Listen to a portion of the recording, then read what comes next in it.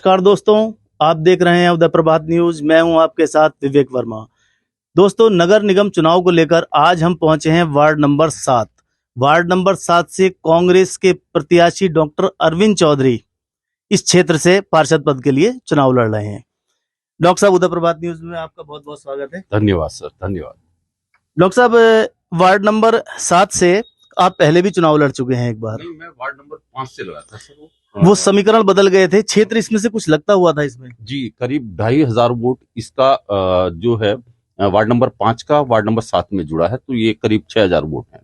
Doctor साहब, इस समय इस वार्ड में कितने वोट हैं टोटल? 6000 वोट। जी। 6000 वोट है।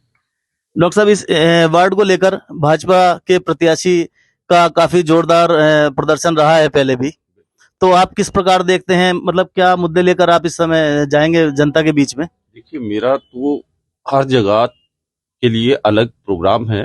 जैसे राजीव नगर जहां मैं पहले भी था, उसमें मैंने कोशिश कर रहा हूं कि एक सामुदायिक भवन का निर्माण हो अगर मैं पार्षद निकल के आता हूं। और दूसरा, ऊपर जो बिजली की और पानी की विशेष रूप से पानी की समस्या है जाखन की तरफ, वहां उसका निराकरण हो।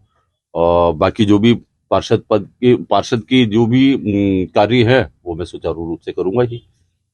और दूसरा सर, मैं एक बात और बोलना चाहूंगा कि शायद बहुत कम लोगों को पता होगा कि एक सब प्लान है, स्पेशल कंपोनेंट प्लान।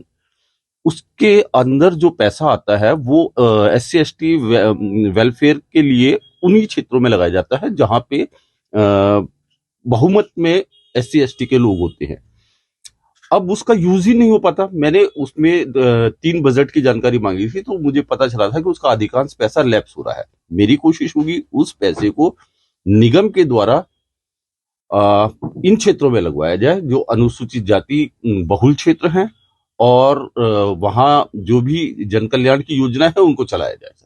डॉक्टर साहब, सोशल मीडिया में काफी चर्चा है और कांग्रेस पार्टी पर आरोप रहते हैं कि कांग्रेस पार्टी सिर्फ आरोप प्रत्यारोप की राजनीति करती है, जमीनी स्तर पर जुड़े हुए जनहित के कोई मुद्दों पर काम नहीं होता है। इस बारे में आप क्या कहेंगे? सर, जमीनी हित से जुड़े ही मुद्दे हमारे मुद्दे हैं।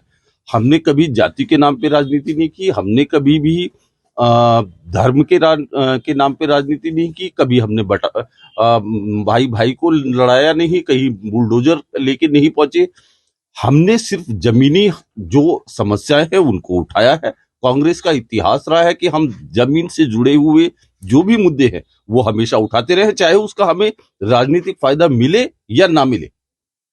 डॉक्टर साहब, केदारनाथ उपचुनाव में कांग्रेस की करारी हार, इस हार पर जनता का इशारा काफी नहीं कि कांग्रेस बस और नहीं?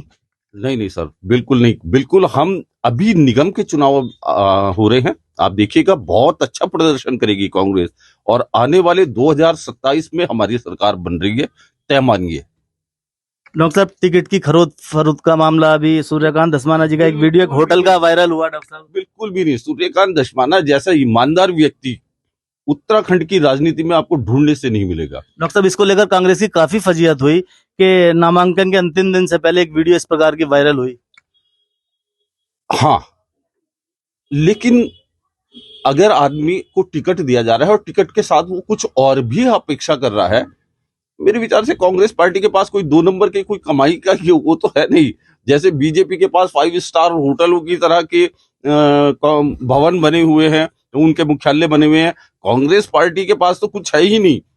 तो कांग्रेस पार्टी खाली टिकट दे सकती है, बाकी जमीन पे आप लोगों को काम करना होगा। आप लोगों को अपने दम पे, अपने चेहरे पे, अपनी ईमानदारी पे, आप क्या लोगों के प्रति क्या समर्पण है, उसके आधार पे आपको चुन के आना होगा, चाहे वो नगर निगम हो, चाहे मेयर हो, चाहे आपका विधायक हो या कोई और पद हो।